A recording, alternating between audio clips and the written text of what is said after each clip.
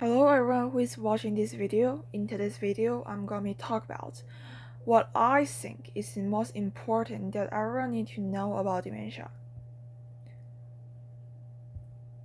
In a little bit more details, I'll be talking about dementia and Alzheimer's, the stage of Alzheimer's, statistics related to dementia, disparities in the prevalence of Alzheimer's disease by gender, race, and ethnic, as well as the clinic and the resources.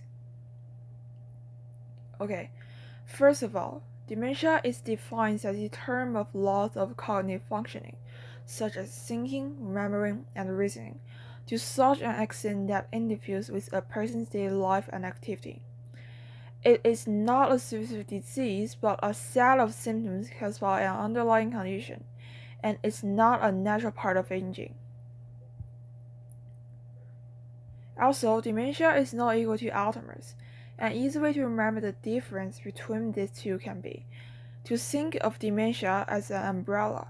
There are many different categories under that umbrella, such as Alzheimer's disease, Lewy body dementia, frontotemporal disorders, vascular dementia, and etc. And I will be focusing on Alzheimer's disease today, since it's the most common disease that the majority of people are getting. Okay, history of Alzheimer's. Alzheimer's disease is named after Dr. Alois Alzheimer.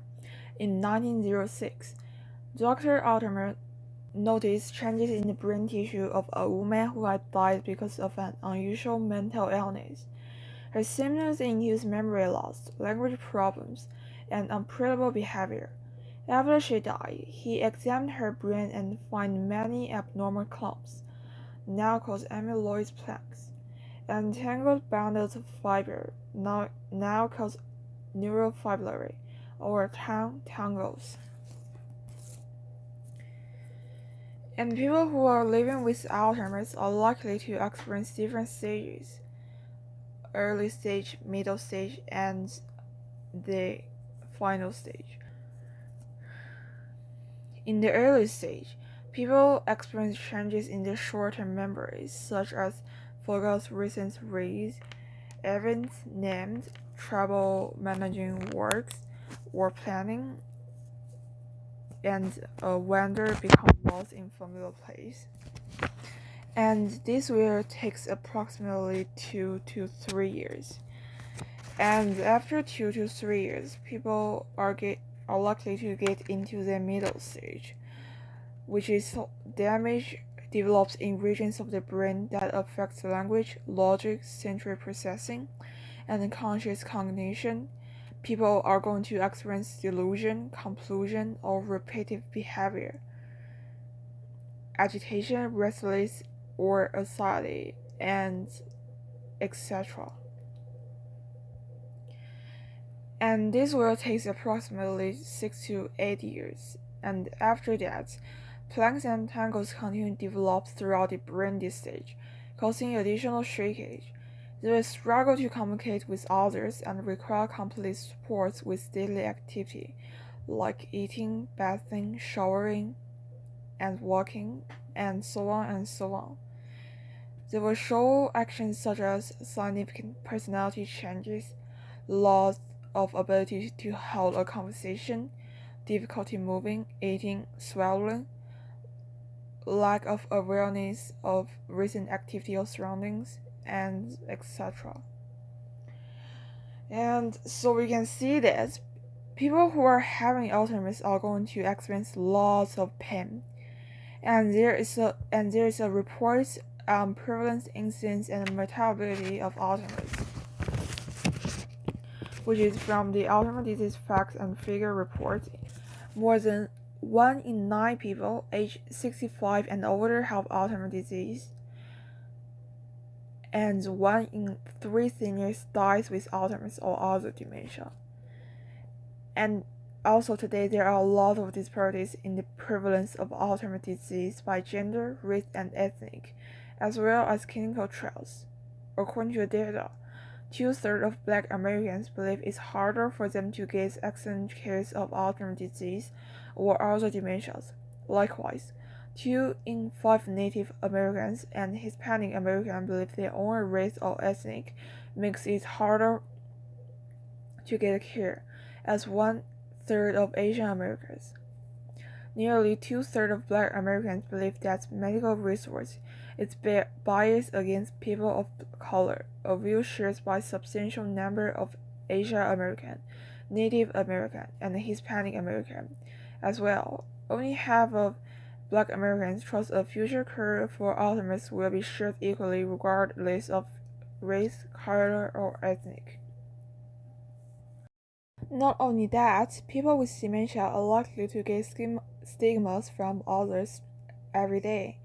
There is a number of people who don't really know what the situations that people with dementia are having, then therefore making fun of the symptoms they haven't shown. But it's actually a big humiliation for the people who have dementia. Like, it's not their fault that they get dementia.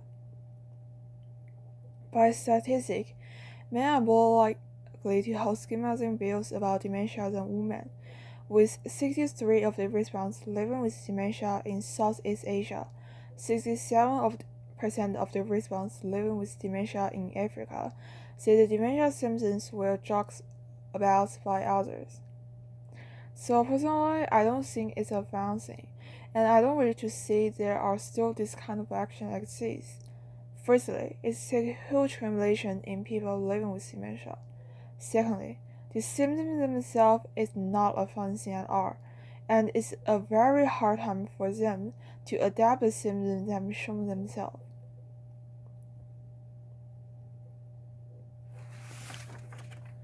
And then I think that's why I want to make this video. First is to let more and more know about dementia. And second is to wish this video can take some inspiration from people who have this dementia before. Okay, then I'll be share some resources now. And I highly suggest that you take a screenshot of it because it's very useful.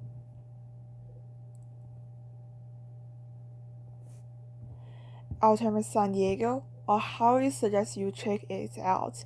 It provides all sorts of webinars about dementia and Alzheimer's, and it is not only for people who are in San Diego, but also for people who are all over the world. You can check it out on the YouTube or the official website over here.